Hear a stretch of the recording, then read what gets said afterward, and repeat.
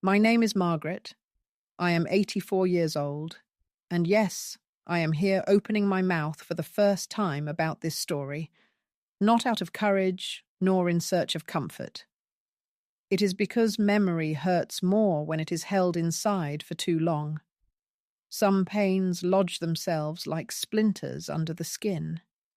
You cannot see them, yet you feel them each time you breathe.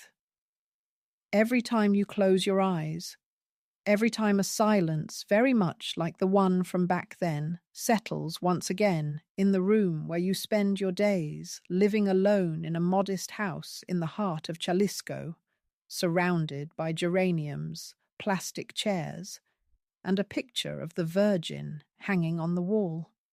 My neighbors greet me respectfully. Some call me Doña, others say Ague, as if that word carried sweetness and peace. They do not know that beneath this white hair and these wrinkled hands hides a life marked by fear, resignation, and the habit of silence.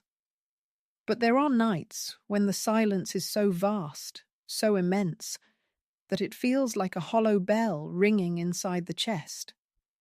It is then that memory ignites like a candle without permission, and I am back in that room, in that bed, with that body still bleeding and eyes wide open, wondering if that was all God had destined for me. That is why I speak, because that room still lives inside me, because even though more than 70 years have passed, I have never completely left it. I was born in 1941 on a ranch that no longer appears on the maps. We were 7 siblings and a mother who barely spoke. My father passed away when I was 5 years old, or at least that is what they said. I never asked many questions because in that house, questions were not welcomed. One was expected to obey. At the age of 12, while other girls played with rag dolls or learned to embroider with their mothers, I was already helping deliver calves, cleaning the house with cold water drawn from the well, and cooking for my older brothers who acted like masters. I never had a childhood, and because of that, I never really understood when I became a woman. There was no gradual change or any warning given. One day, my mother told me to put on a clean dress and braid my hair because I was going to live in the house of Mr. Ethan, a widower who needed someone to assist him with daily chores. I did not fully grasp the situation. I was 13 years old and thought I would work there just for a few weeks, like my cousin did at the landlord's house. But when we arrived, and my mother did not even get off the mule, she told me, "Behave yourself and obey." Then she turned her back. Something inside me broke at that moment. That was the first abandonment, the quietest and most painful kind. Mr. Ethan's house was made of adobe with red roof tiles and a door that creaked as if it cried every time it opened. He was a man of about 50 years, his skin weathered by the sun, large hands, and the scent of liquor around him. That first night, he did not say a word to me. He pointed to a cot near the fireplace and closed the door to his room. I fell asleep with my shoes on, clutching the skirt of my dress as if it were a blanket. A few days later, I realized they had not brought me there just to sweep and clean. Glances turned into hands, and hands became commands with no one to turn to or escape. At the ranch, no one listened to a servant, especially not a girl. Sometimes Ethan's wife looked at me with pity, but stayed silent. Occasionally, a laborer offered me a salted tortilla, as if that small piece of food could save me from everything else. I learned to keep quiet. I became a shadow, a piece of furniture, a rag. When I turned 14, I noticed something was shifting inside me. At first, I thought it was illness, dizziness, nausea, queasiness in the mornings. Then, as my belly started to harden and my breasts ached, I understood I was carrying something. I did not know if it was life or punishment. I was unsure whether to feel joy or fear. When I told Ethan, he did not even blink. He looked at me as if I had just announced that a cow was about to give birth. He said, "Well, take care of yourself," and went on drinking his coffee. Months later, they sent me to Esther, a midwife living beyond the creek. She welcomed me without a smile, sized me up, and said, "It will hurt." And it did. Oh God, how it hurt. I was torn inside, split in two, with no one holding my hand. There was no hot water, clean sheets, or gentle words. Only screaming, sweat, blood, and the cry of a tiny life that had no permission to enter this world. When I saw him wrapped in a cloth, his eyes tightly shut and his mouth open, I truly believed that everything ended there, that I had already paid with my body, my soul, my childhood, and that there was nothing left to suffer. But I was wrong. After several hours, when I still could not even get up and the blood kept soaking the sackcloth sheet, Esther's voice came, clear and firm, saying, "Clean yourself up and stand up. Ethan has already sent word for you to return to the room." I stood motionless, as if I had not understood.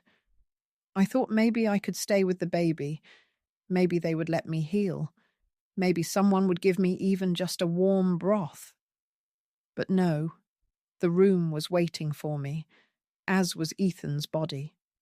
And so, without the right to mourn, without milk in my breasts, without comforting words, I went back to the same cot, into the same darkness, with the same thought gnawing inside me. Perhaps for some, the pain never ends. It just changes its form. Today, while watering the plants and greeting my neighbour's grandchildren, I realize many see me as just a quiet, harmless old woman. No one imagines this back was once bent from abuse, that these wrinkles did not form just from the passing years, but from every hidden tear. No one knows that inside me still screams the girl who gave birth alone, the woman who believed childbirth was the end of hell, when in truth it was only the waiting room. And I expect nothing any more. No justice nor apologies, I speak now, so that someone somewhere might listen and understand that there are women who survive hell, yet that fire never fully ceases to burn. A few days ago, while sitting by the window knitting, I heard the cry of a newborn coming from the next house. It was a sharp, persistent wail, one of those sounds you cannot ignore even if you want to. I closed my eyes, and my body reacted before my mind could. I felt a pang in my chest, an ancient pain that did not come from bones or years, but from somewhere else, a place without a name, but always ready to remind me. It was as if that recent, distant cry had unlocked a door sealed decades ago. I heard my own scream again, my own anguish, from that dawn when my body still did not understand what had happened, and already they were asking me to get up, to clean myself, to return to the room. I did not know that memories could have sound, yet the baby's cry brought them all rushing back. The blood on my legs, the cold dirt floor, the silence of the midwife, the stale smell of the sheet, the way I covered myself with the torn skirt so that what was left of me would not be seen. Sometimes we think the past is buried, that time reduces it to dust, but it takes a sound, a scent, or a word for everything to surge back with the force it was lived. And that day, with that sound. When the crying started, I realized I had never truly stopped being there. I had only learned to walk with my eyes closed. From that moment, a strange urgency arose inside me, something I could not fully understand, as if something within pushed me to speak, to dig deep, to pull out from the depths of my chest all those words I had never said when I should have. It is hard to describe the feeling of having lived so many years with a closed mouth. It is like carrying a stone stuck in your throat, one that slowly becomes part of your body, and when you finally decide to remove it, you find it has distorted you from the inside. The memory of that place, of the house where I was used and ignored, began to haunt me more intensely. Everything came rushing back, as if I were living it once again. The heavy footsteps in the hallway, the creaking wood, the way the light slipped through the crack of the door at dawn, the muffled voices, the resigned sighs. I also remembered the woman who sewed old towels to make diapers, a neighbour who never told me her name, but sometimes left a cup of broth on the window. She knew, everyone knew, yet no one spoke, because back then, in those villages, things were accepted as they were. If you were a woman, you had to endure. If you were poor, you had to be grateful. If you were young, you had to obey. And I was all these things combined. I do not know how many times, lying on that woven mat bed with a broken body and a silent soul, I dreamed of my mother. She was coming back for me. In my mind, she would rush through the door, embrace me, cover me with her shawl, and say it had all been a mistake, that she would take me far away where no one could hurt me. Yet that moment never arrived. My mother never returned, never inquired about me, never sent a letter. Perhaps she believed she had fulfilled her responsibility by placing me somewhere safe, doing what was expected of a poor and lonely mother. But the truth is, she abandoned me, and that abandonment stung deeper than any blow, more than any night of cruelty. One expects the world to be unfair, but never expects one's own mother to be part of that injustice. There are wounds inflicted by strangers that heal with time, but those caused by the one meant to protect you remain forever. During those years, I was nameless. Everyone called me the girl. Nobody ever said Margaret. No one asked about my feelings, thoughts, or desires. I was just a body that cooked, scrubbed, and gave birth, nothing else. Slowly, one becomes accustomed to it without wanting to. At first I fought to remember who I was before all that, but gradually even those memories faded.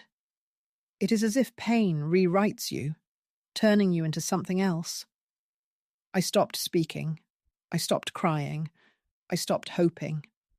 I became a fragment of the house, a shadow in the hallway. But inside, something kept beating. Very quietly, almost without strength, yet it remained. It was a kind of silent endurance. Buried like a seed in dry earth, something inside me insisted that this could not be all. There had to be another life somewhere else, far away from that room, far from that bed that reeked of fear, far from those eyes that never truly saw me. Sometimes at dawn, I would rise without knowing why and sit on the edge of the cot, staring at the adobe wall. I pictured a long dirt road stretching out from that house, disappearing into the hills. I saw myself walking alone down that path, carrying a bundle on my shoulder, aimless but free. That was my only comfort, dreaming of an escape whose arrival I doubted, because back then, running away was no simple task. There were no buses, no phones, no shelters. I had no money and knew no one beyond that place. Worst of all, I was afraid of being caught, judged, and blamed as always. The world demands that women like me endure. If we don't, we are branded ungrateful, rebellious, or crazy. One morning, while fetching water from the well, I met the only person who treated me with kindness. Her name was Teresa. She was the daughter of the labourers and often came to sell milk to the house. That day she told me I looked sad, like a bird with a broken wing. I had no reply. I froze as if caught stealing. It was the first time in years someone spoke to me with gentleness, and that gentleness made me cry. That morning, I wept with such intensity that it left me completely empty. I cried for everything I had lost, for all that was taken from me, for everything I would never become. Margaret held me tightly and said nothing else. Yet in that embrace I realized that a part of me still existed within myself, that I was not entirely dead inside.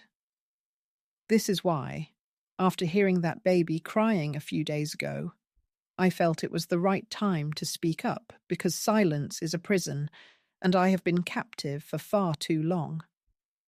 I know there are women listening who might have experienced similar things and still believe they should stay quiet. But no.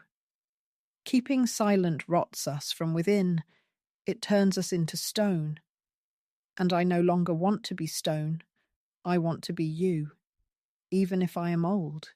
Even if I tremble. Even if it hurts. The time that followed after the birth felt like a thick fog that stretched for years. I do not know how many days passed before I was able to walk again without feeling as if my body was splitting in two. In that house, no one asked if I was in pain, if I had a fever, if the baby was nursing or not. In fact, I never saw him again. They told me his name was Ethan, that the boss's sister who had no children would raise him, and that they were already doing me a favour by taking him. That is how they said it, as if the child were some object to be handed off to get rid of the problem. They did not let me hold him. They did not allow me to choose his name. And although later I was told his name was Ernest, to me he was always the child, my child, the one taken from my breast and replaced with silence. When I asked if I could keep him with me, they answered with a dry laugh, as if I had said something absurd. "You raise a child," they said. I swallowed the words, because by then I had learned not to argue, not to raise my voice, not to ask for more than they gave me. I had learned to remain silent so things would not get worse. The room where I slept was made of adobe with a dirt floor, without a window, and had only one bed made of cane that creaked with every movement. There they left me again, just like before, like always. They returned me to the same darkness that had swallowed me since I was 13, as if nothing had happened, as if giving birth had not changed me forever, as if it had been nothing more than a pause in the calendar of abuse. Mr. Ethan kept coming in without asking permission, carrying the same smell of tobacco and strong liquor, with the same heavy hands and the same gestures without affection. He did it as if he was going to the storeroom to get a sack, like someone picking up an old tool. I stayed still, staring at the ceiling without crying or speaking. There were nights when I imagined myself outside my body, as if I were floating above that bed, above the adobe, flying over the ranch toward another place, one where no one would touch me, where no one would send me back to the room. During the day, I did everything. I washed the master's clothes and those of the labourers. I cooked for 10 men and received nothing but a cold tortilla for myself. She carried water from the well, cleaned the animal pens, removed their waste, swept the yards, mended old clothes, hauled firewood, and scared away the chickens, all with a body that still bled at times, with a breast swollen from milk that would not go away. No one ever explained what to do with that milk. I tied a tight cloth around my chest to ease the pain, but my blouse still got damp, and that embarrassed me, a ridiculous shame, because what should have been shameful was that they took my child away, that they used me as a womb and then returned me to punishment as if it were a reward. But I felt that shame as though it belonged to me. It has always been this way. We were taught to feel guilty for existing, for menstruating, for crying, for speaking, for not smiling, for being hungry, for feeling scared. Every part of me felt heavy, as if everything I was wrong. The landlord had 2 grown daughters who visited him occasionally from the city. One of them, Lucretia, was the one who took my son. She looked at me with pity disguised as charity. "If you behave well, when he is older you can write to him," she told me one day, as though offering a promise of salvation. But I did not know how to read or write. I never went to school. I did not even understand how a letter worked. Besides, how could I write to a son who did not know me, who would see me as a stranger, who would call me girl if we ever crossed paths on the street? The truth is that Lucretia wanted to ease her guilt. She tried to cloak it in generosity, but in reality it was nothing more than theft with everyone's consent. Because that is what happened. They stole my child from me. They took him out of my womb and placed him in someone else's arms, using the excuse that I was just a girl, a servant, ignorant. Perhaps I was all those things, but I was also his mother, and no one asked if I was willing to give up that right. Years went by. I began to notice how my body aged faster than other women's. At 20, I looked like I was 30, and at 30, I appeared to be 50. My hair turned grey long before its time. My back grew bent from carrying burdens that were not mine, jugs, guilt, memories. Sometimes I would gaze into the metal mirror hanging in the far bathroom and fail to recognize the woman staring back at me. Her eyes looked empty, her lips tight, her skin worn. I never laughed freely, never dressed with pleasure, never painted my lips. I never allowed myself to desire. I became a mere functional body, a cog serving others, but not living. The saddest part is that I began to believe that this was all I deserved, that this was my life. There was a young labourer named Jacinto who looked at me with pity. Sometimes he left fruit at the wash basin. Other times he greeted me with a smile, yet he never came closer. I did not blame him. I knew my presence carried an aura of sadness and fear. No one wants to touch another's wound. No one wants to bear someone else's burden. He was kind, and for that very reason, he stayed distant over the years. I witnessed him marry a cheerful woman with a round face and skin untouched by hardships. They had children and left the ranch. I watched them leave with a blend of relief and jealousy. Relief because he would not end up like the boss. Jealousy because she would live the life I never experienced. At the age of 25, old Ethan died from a sudden heart attack. They found him in his hammock, with his hat covering his face and an empty bottle lying nearby. No one cried, no one was shocked. They simply said it was his time. For me, it also marked the beginning of something new, though I did not realize it immediately. The daughters came to sort out the inheritance papers, and one of them asked if I wanted to stay and take care of the now empty house. I said no. For the first time in my life, I refused. I did not know where I would go, but I knew I could not remain within those walls that had witnessed all my silences. I packed my few belongings into a jute bag. I took the only pair of shoes I owned and walked to the nearest town. I was 25 years old and had no plan, only the certainty that I did not want to die in the same room where they had broken me inside. In the town, I found work washing other people's clothes. I slept in a boarding house shared with other women, almost all alone, almost all with stories they never told. One of them, Mercedes, patiently and kindly taught me to read. She made me write my name for the first time. Margaret. I placed the note on a piece of paper, folded it carefully, and hid it in my bra as if it were a precious treasure. Years later, when I was already 50, I learned through a neighbour that a young man named Ethan had asked about me in the village. He wanted to find out if a woman named Margaret had ever worked on his aunt's ranch.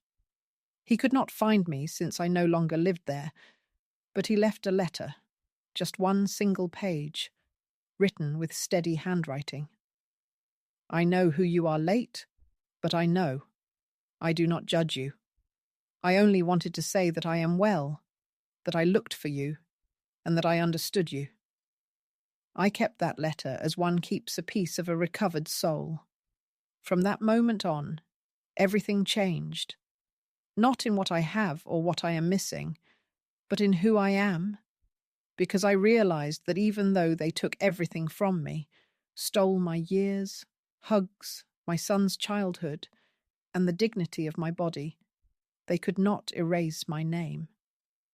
That name written in awkward, trembling, but brave ink is the only thing that belongs to me completely. For a long time, I believed life was something to endure, like a long rainstorm one hopes will end on its own. I had grown so used to pain, to silence, and to living in a half-shadow, where no one called my name, that I never even imagined things could be different. When I left the ranch and started living in the village, it was not because I thought I deserved a different life. It happened because the owner died, and the whole system broke down by itself. I simply followed the crack left behind, and I began working in other people's houses, cleaning, cooking, ironing. At first I kept my head down, afraid someone might shout at me, push me, or send me back to my room. But none of that happened. Some women were stern, others kind. No one hit me or touched me inappropriately. It was in that unexpected normality that I began to feel a different kind of ache, the suspicion that I had endured years in a hell that was neither unavoidable nor normal. That suspicion took root inside me like a seed, quietly growing. One afternoon, I was washing the kitchen for Mrs. Carman, an elderly widow who hired me twice a week, when I overheard her granddaughter reading out loud from a school book. It was a simple story about a girl who wanted to plant a tree but was not allowed.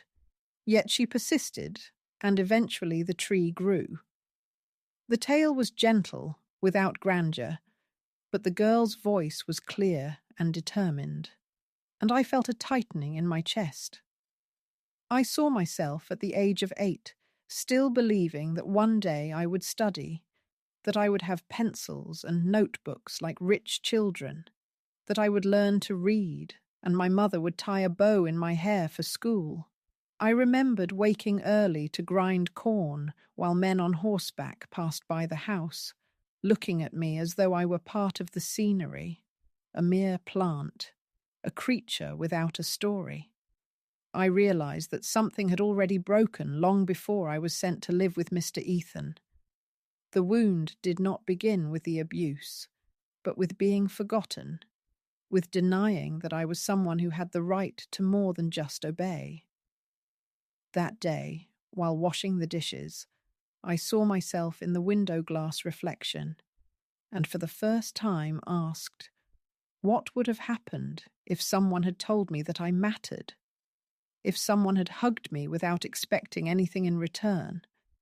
If someone had looked me in the eyes and said my name kindly, my hands trembled and I spilled the water. Mrs. Carman asked if I felt unwell, and I did not know what to say. I was not sick. I was awake inside. A part of me was stirring, and what I saw when I opened my eyes was a life full of injustices that I had accepted because I had not known anything else, not because I lacked strength, but because I lacked examples. When you grow up surrounded by mistreatment, there comes a moment when you see it as normal, as part of the air, part of who you are. I began to watch the women in the village more closely. I saw them going to the market with their children, laughing with other women, getting upset, crying, but always with a presence I lacked. It was as if they knew they had a place in the world. I, however, walked as if I were asking for permission, always on tiptoes, always apologizing for existing. It was hard for me to raise my head, hard to say I. But gradually, something started to change. At the boarding house where I lived, Margaret lent me a simple book. She told me that I was good at learning to read because I could follow along with my finger. That is exactly what I did. At first it was very difficult, and I felt frustrated, but each word I learned felt like one less burden on my shoulders. I realized that words held power. By reading and writing, a person could name themselves and claim their space. So, letter by letter, I began to rebuild my identity. It was also Margaret who taught me how to care for my body. She explained cycles, changes, and things no one had ever told me before. She took me to the health clinic, where a young nurse examined me with such gentleness that it brought me to tears. No one had ever treated me with such care. No one had asked if I felt pain, if I slept well, or if I ate enough. That checkup marked a turning point. They told me I had anemia, that I needed to take vitamins and rest more.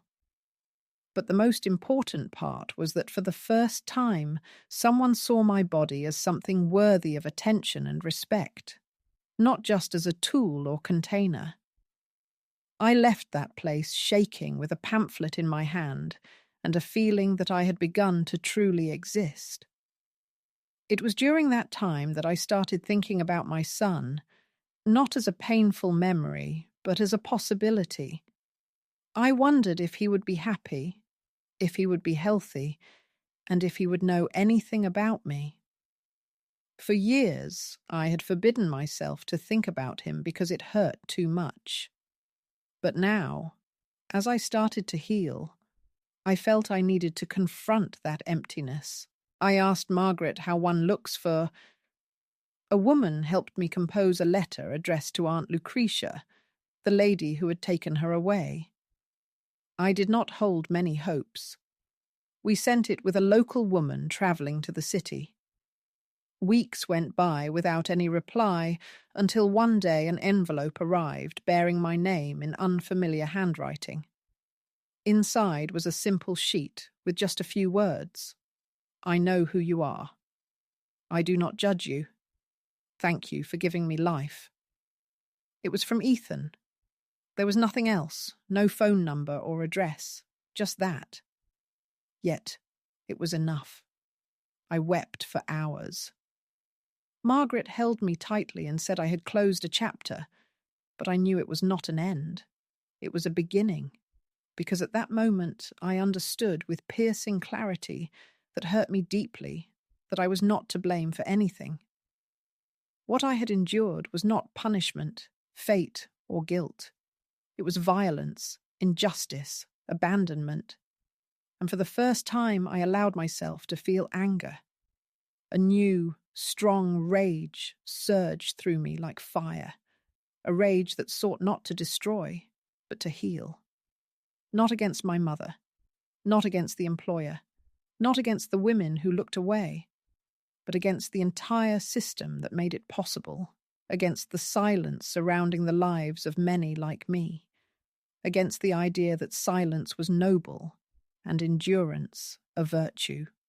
From that day forward, I began to speak first with Margaret, then with other women at the boarding house, and later with the young girls who sought help or advice. I shared pieces of my story not to evoke pity, but to show that they were not alone, that the pain they felt had a name and was real. Each time I spoke, I felt the weight pressing on my chest grow a little lighter. It took me years to reach that point, but I made it because one day, while folding clothes in the yard, I realized I no longer felt afraid. I no longer expected the strike, the shout, or the command. I could breathe without guilt, and finally, after so long, I could say my name out loud without trembling. After receiving that letter from Ethan, something stirred inside me, something I could not tell if it was relief or a new kind of pain. The sentence was short, almost cold, without details or promises, but it carried the weight of an entire world. I know who you are. I do not judge you. Thank you for giving me life. For weeks, I kept that folded paper in the pocket of my apron as if it were a second skin.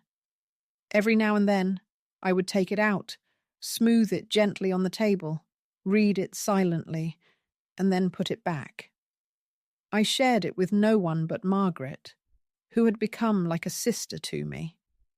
She looked at me silently, as only those who have lived more than they wished can look. There was no need to explain. She understood that in those few words, my son had given me what life had always denied me: recognition. He did not ask for forgiveness. He did not offer affection. But he also did not blame me. And for me, that was already too much. That brief action felt like a beacon in an endlessly dark tunnel. Yet, as happens with every light that turns on, it forced me to confront with clarity other truths I had hidden for many years. Now that I possessed that affirmation, that small emotional anchor, fragments I had not dared to face before began to emerge. I recalled waking up drenched in sweat without understanding why, my heart pounding as if being chased by someone. I remembered nights frozen in front of the locked door, afraid to hear footsteps even though no one was there anymore. I also remembered avoiding eye contact with men, even the kind ones, even those who spoke to me respectfully. Then I realized that, although I had left that room long ago, it remained inside me like a wound that never truly healed, like a thorn buried too deeply. Insomnia started to take hold. In the beginning, it was only a few nights here and there. Then it became a constant companion. I slept for 1 or 2 hours at most, sometimes not at all. I would sit on the bed with my back against the wall, hugging my knees just like I did when I was young, feeling the same cold at my feet and the same emptiness in my stomach. Strange images began to appear, not hallucinations exactly, but visions interwoven with memories. The face of Mr. Ethan, the voice of the midwife, muffled screams, the creaking of the cot, all blended together in my mind. One night, I saw myself as a 14-year-old in the dim light, with a dirty face and wounded hands, and I felt such overwhelming compassion that tears poured down my cheeks. I cried for that little girl, as if seeing her for the very first time. It hurt me that I had not been able to protect her, had no words, no arms, no courage. It was painful to realize that I was the one who left her alone so many times, pretending to be strong, pretending nothing was wrong, pretending that was simply how life was. That moment marked the beginning of my writing journey, not because I knew how, but because it was the only way to empty my soul. I bought a notebook from the local store and began filling its pages with my memories. At first, these were just isolated phrases like flashes of lightning. Then, with the help of Margaret, who taught me how to organize my thoughts, I managed to form complete sentences. I went back over the names, the dates, the scenes. My hand trembled, my vision blurred, yet I continued. I felt that if I did not put it into words, I would lose my mind. On one of those pages, I wrote my son, Ethan Martinez Delgado's full name for the first time. I wrote it in large, shaky letters, and then circled it. That day I felt I was giving him his name back, bringing him back to life, even if only on paper. But instead of bringing relief, writing unleashed even more memories. It was like breaking open a dam. Memories I had tried to erase came flooding back. One particular memory haunted me the night I tried to end my own life. I was 15 years old. It happened after they took my child from me. I had never shared this, not even with Esther. I found a bottle of painkillers that Mrs. Lucretia kept in her dresser drawer. I did not know how many to take. I only wanted to sleep, to stop feeling, to escape this body that hurt so deeply inside and out. I swallowed every pill. The next day I woke up nauseous, sweating, freezing, having achieved nothing. No one noticed, nobody asked. I got up and continued sweeping as if nothing had occurred, as if I had not crossed the thin line between being alive and vanishing. Now, remembering it horrifies me. To think that young Margaret of 15, broken and alone, had no one to trust, no hand, no words, no hope. My nightmares grew more frequent after that. In one dream, I gave birth again, but instead of a baby, I pulled a scream from my body. A living scream, bloody and crawling across the floor like a wounded animal.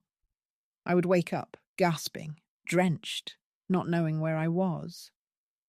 Esther persuaded me to see a psychologist at the community centre in Bavière. I was sceptical, never trusting those things, but I went.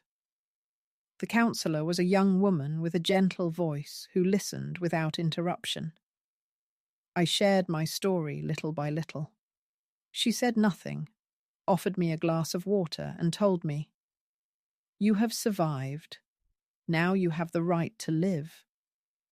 I clung to that sentence like a lifeline tossed into a vast sea, because until then I survived day after day without realizing that was not the same as truly living. Shortly after, a neighbour told me that Ethan had passed through the town again and asked about me. He did not leave a phone number or address, but left a second letter. This time it said more. "I do not know if I am the man you expected, but I wanted to tell you I have a daughter. Her name is Marina. Sometimes I look at her and wonder if you once looked at me that way. I do not know what to feel. I only know I wanted to find you. Thank you for not giving up." I sat on the bench in the square to read it and cried in front of everyone. I no longer cared if they were watching me. I was no longer ashamed of my tears, because that letter was a kind of redemption. It erased nothing but healed something. Knowing he had a daughter who thought of me, who did not hate me, brought back a part of my story that I believed was lost. However, it also brought another kind of pain, the time wasted, the embraces I did not give, the birthdays we did not celebrate, the sorrows we never shared. I wondered if he ever felt anger toward me, if he imagined me as a mother who abandoned him. It hurt to know we could never fully recover that bond, that all we had left was that fragile thread of words written out of time. But I decided not to let that guilt consume me. I began writing him letters I never sent. I told him about my life, about simple things like how the geraniums grew, how birds passed by the window, and how my knee ached on rainy days. I wrote to him as if he were close by. It was my way of reaching out, of telling him that even though I was not there, I had always been his mother. And it was then, amid that continuous effort of remembering, writing, and feeling, that I realized the worst thing had not been the abuse, nor the silence, nor the loss. The worst had been the loneliness, that loneliness that makes you invisible, that convinces you do not exist if no one calls your name, if no one touches you with love. I understood that to heal completely, I had to break free from that solitude. I began to talk more with the neighbours, sometimes inviting them over for coffee. Other times, I read my writings to them. One said she had a niece who had gone through something similar. Another embraced me silently. This is how a network of women gradually formed. Without realizing it, we started supporting one another. I, who thought I would be alone forever, began to feel accompanied. But just when I believed the worst was behind me, a piece of news hit me like lightning. Ethan had died in a traffic accident. I learned it from a woman who had come from the city to leave something with Margaret. She was a friend of Lucretia's family. She told me that her daughter Marina was now under the care of an aunt. I could not cry. I remained motionless, as if something had been torn from my body once again. That night I lit a candle, placed the 2 letters beside it, and prayed. Not for his soul. I know he is at peace. I prayed for myself, for everything that never was, for everything that will never be. After Ethan passed away, time stopped flowing as it once did. I no longer measured it by days or seasons, but by silences. The silence of early mornings when I woke up waiting for his 3rd letter. The silence of the table where I used to write to him even though I never sent anything. The silence of the yard where I once imagined him entering with a smile I never saw. That silence was not empty. It was heavy, thick, almost tangible.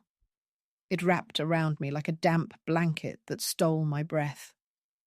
I felt loneliness in a way I had never experienced before. Not even in the room, not even when they took my son from my arms. This solitude was different. It was the certainty that no more chances would come, that what was broken could never be reborn.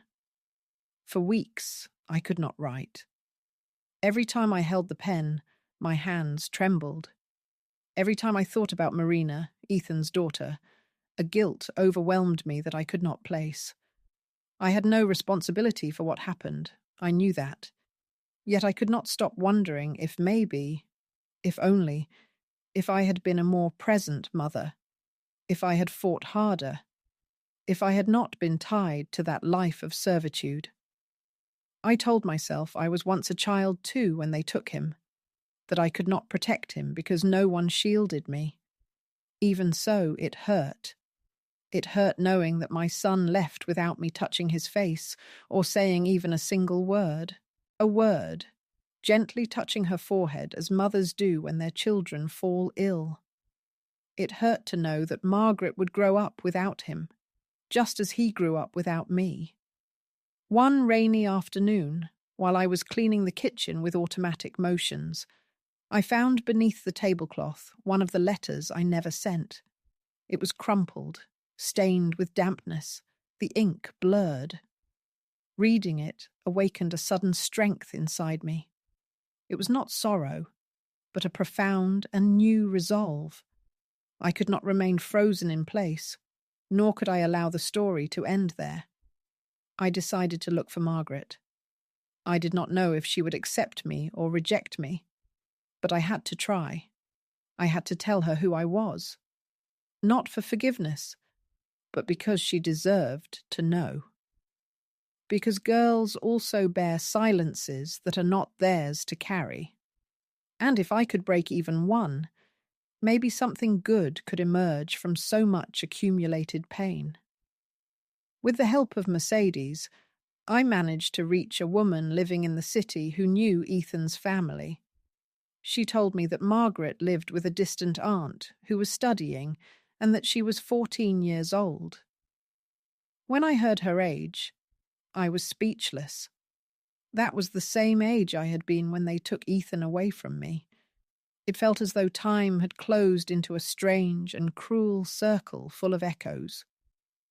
I asked the woman to give me an address, a way to write to her. She said she could deliver a letter. So I did. I spent days writing. I did not know how to begin. Dear Margaret, your grandmother Esther, a woman who wished to be a mother but could not. In the end, I simply wrote, I am the one who gave life to your father. I am not asking for anything. I just want you to know that I exist, and even though I was not there, I never stopped thinking about him. Weeks went by without a response. I thought it would never come. Then one morning, while hanging clothes in the yard, Margaret ran up to me holding an envelope. I opened it clumsily, filled with fear, my heart pounding in my throat. Inside was a letter written in a hesitant, sweet, young handwriting. Grandmother, thank you. Dad talked about you. Not much. But he did. He said you were strong and that you once told him the important things. I did not know if I should write to you, but now I am doing it because I want to know you, because I have no one else who speaks to me about him, and because if you are still here, then a part of him is still here too. I read that letter over and over until the paper became soft like fabric. I could not believe what I was reading. Marina wanted to meet me, did not hate me, did not reject me, and called me grandmother. That word broke me completely. No one had ever called me that. I never imagined hearing it. Yet there it was in the handwriting that was still forming, as if she too was learning how to name her own story. Shortly after, we met. It was a simple meeting in a square. She wore a backpack, a knitted scarf, her long hair. She was beautiful. She looked at me with her father's eyes, and I barely managed to hold her gaze. I was trembling. She hugged me. At first, she said nothing. She just held me close. In that silent gesture, without any words, I realized that everything I had endured, every hardship I faced, everything taken from me, was not in vain, because that embrace healed a wound that had been open for decades. That young girl represented the continuation of something stolen from me, yet somehow endured. Margaret shared that she too felt isolated, that her aunt was kind but distant, and that they never discussed the past. She asked me about her father, what he was like as a child. I did not know how to respond. I spoke about the letters, about how I learned he had forgiven me, about how I felt his presence even though I never truly had him. She wept. I did as well. In that quiet space, we began to build something, not a flawless bond, not a relationship without fractures, but a shared truth. She allowed me to speak. She listened. She asked questions. And for the first time, a young person, one who could have condemned me, chose not to. That day when I returned home, I sat in the rocking chair watching the sky. The clouds drifted slowly, the sun slipped through the branches, and I felt a calm I had never known. It was not joy or happiness, but something deeper, the feeling that despite everything, I had survived with meaning, that my story was more than just suffering, but also a testament that my voice, though shaky, reached where it needed to. Because when Margaret called me grandmother and embraced me without fear, I understood that even the most shattered lives can leave behind a radiant mark, that even in the mud there is light. Sometimes flowers bloom even from those of us who were once silenced. Eventually, our voices might be heard. Since that day in the square when Margaret hugged me without questioning why I had not been there, simply accepting that I was there now, something inside me began to settle like damp soil after a long storm. I will not claim everything healed. That would be untrue. Some wounds do not disappear. We only learn how to carry them. The body, no matter how much you cleanse it, holds memories within the flesh, the posture, the way one walks or clenches teeth while sleeping. What did transform was the burden I carried every day. It was no longer that immovable, blind stone dragging me into the depths. Instead, it became something else, a sorrowful memory. Yes, but no longer merciless, like an old photograph, faded and worn, yet kept with affection despite the pain. Margaret began visiting me frequently. She stayed to share tea, to read aloud what she had written in her notebook. She spoke about her school, her friends, books she loved. Sometimes she asked difficult questions like what her father was like as a child, if I had ever seen him laugh, or if he resembled me. I answered as best I could, telling her about the letters, about his words. I shared that I did not raise him, but felt him inside, heard his first cry, knew of his presence from the initial beat of life within me. She listened, with eyes shining like a blend of tenderness and sorrow. She never blamed me for anything.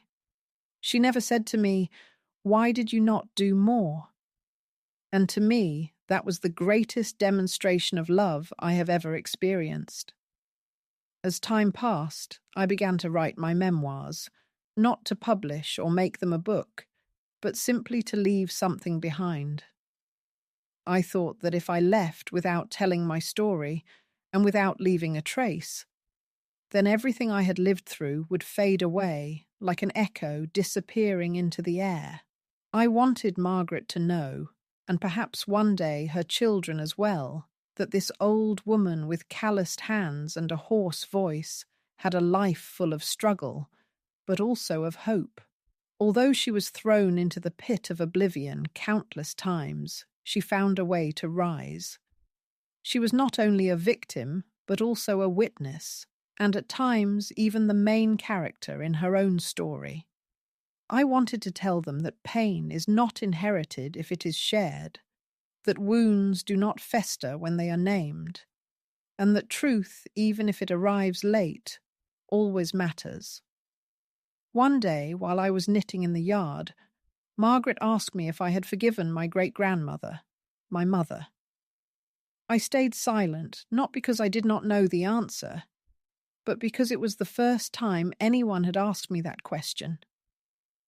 The truth is that for many years I hated her. I imagined her dead in my dreams. I cursed her quietly while I bled on that bed in the ranch house. I blamed her for everything. But later on, with the years and life hitting me with so many blows, I began to understand that she too was a victim of her times of poverty and of a system that showed no mercy to weak women. I do not excuse her. Her abandonment hurt me more deeply than any blow, yet I also understand she had no other way out. Perhaps she believed she was giving me a better life. Maybe she simply did not know how to be a mother. That too is a part of our story. So yes, I forgave her, because I no longer wished to carry resentment. I no longer wanted to harbour hatred towards anyone. The love she denied me is now the love I am nurturing with Marina. People often ask if I would relive my life as it was, and I am unsure how to answer. I would not want to feel that fear again, nor the darkness, nor the long years of loneliness. However, If changing everything meant never meeting Marina or missing her embrace, then I am uncertain. Because that little miracle, that unexpected reunion with something I thought was lost, gave meaning to all the pain. It brought me back to myself, gave me a name, and made me understand that life is not just about surviving, but about finding moments of light that hold us up. And she was that light for me. Now every morning when I wake, I thank the day for offering me another dawn. I step into the garden, water the plants, and read aloud passages from my journals.